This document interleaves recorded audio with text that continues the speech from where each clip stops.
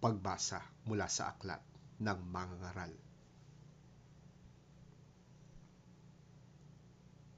Napakawalang kabuluhan. Napakawalang kabuluhan.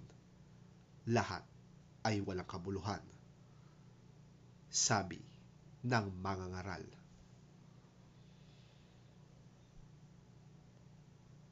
Lahat ng pinagpaguran ng tao'y pinamuhunan niya ng karunungan, kaalaman at kakayahan.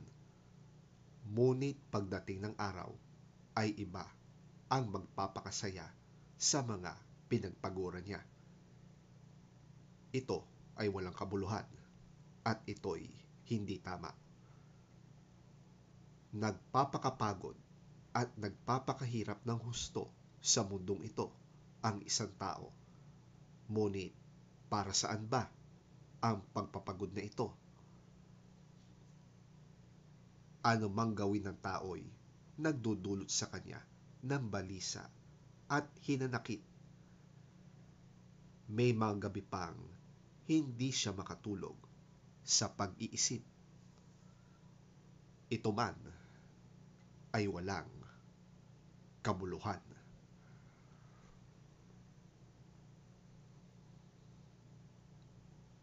Ang salita ng Diyos.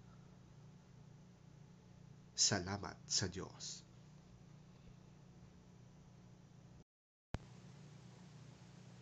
Pagbasa mula sa sulat ni Apostol San Pablo sa mga taga-Kolosas. Binuhay kayong muli na kasama ni Kristo. Kaya't ang pagtuunan ninyo ng isip ay ang mga bagay na nasa langit, na kinaroroonan ni Kristo, na nakaupo sa kanan ng Diyos.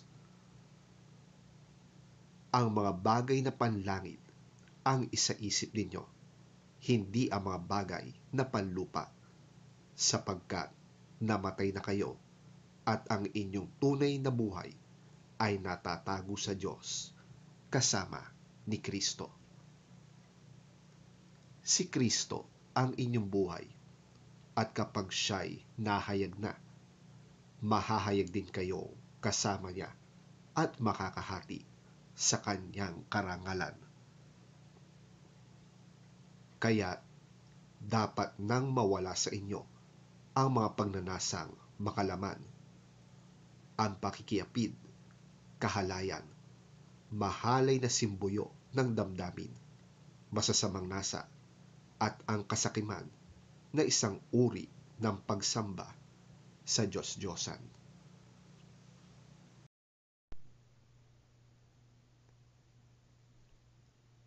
Huwag kayong magsisinungaling sa isa't isa, sapagkat hinubad na ninyo ang dati ninyong pagkatao, pati ang mga gawa nito. Isinuot ninyo ang bagong pagkatao na patuloy na nababago at nagiging kalarawan ng Diyos na lumikha sa inyo, upang lalo ninyo siyang makilala.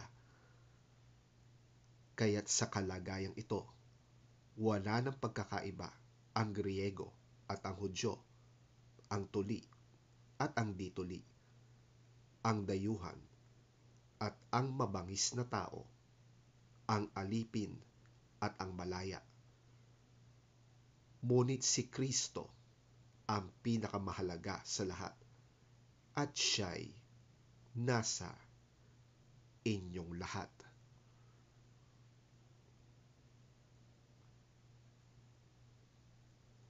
Ang salita ng Diyos. Salamat sa Diyos.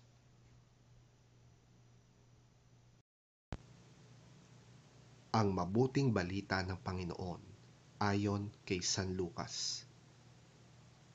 Papuri sa iyo, Panginoon.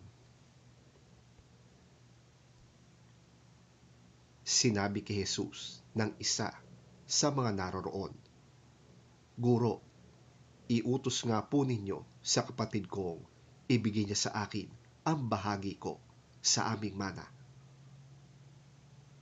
Sumagot siya, Sino ang naglagay sa akin bilang hukom o tagapaghati ng mana ninyo? At sinabi niya sa kanilang lahat, mag-ingat kayo sa lahat ng uri ng kasakiman, sapagkat ang buhay ng tao ay wala sa dami ng kanyang kayamanan.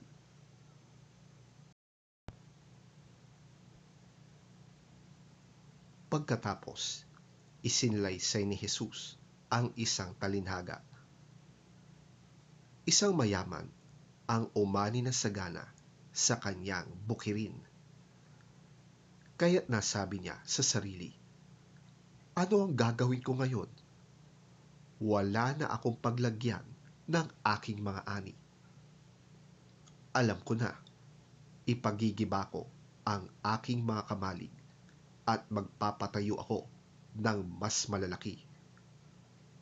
Doon ko ilalagay ang aking ani at ibang ari-arian. Pagkatapos ay sasabihin ko sa aking sarili, marami ka nang naipon para sa mahabang panahon, kaya't magpahinga ka na lamang, kumain, uminom, at magpasarap sa buhay. Ngunit sinabi sa kanya ng Diyos, hangal, sa gabi ring ito'y babawian ka na ng buhay. Kanino ngayon mapupunta ang mga inilaan mo para sa iyong sarili? Ganyan ang sasapitin ng sino mang nag-iipon ng kayamanan para sa sarili, ngunit dukha naman sa paningin ng Diyos.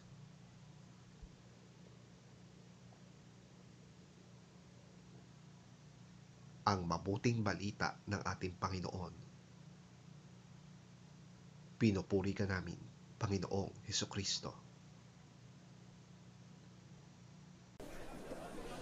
Someone in the crowd said to him, Teacher, tell my brother to divide the inheritance with me. Jesus replied, Man, who appointed me a judge or an arbiter between you? Then he said to them, Watch out. Be on your guard against all kinds of greed.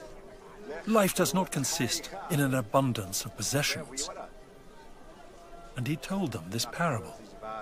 The ground of a certain rich man yielded an abundant harvest. He thought to himself, What shall I do? I have no place to store my crops. Then he said, This is what I'll do. I will tear down my barns and build bigger ones, and there I will store my surplus grain. And I'll say to myself, You have plenty of grain laid up for many years. Take life easy. Eat, drink, and be merry. But God said to him, You fool! This very night your life will be demanded from you.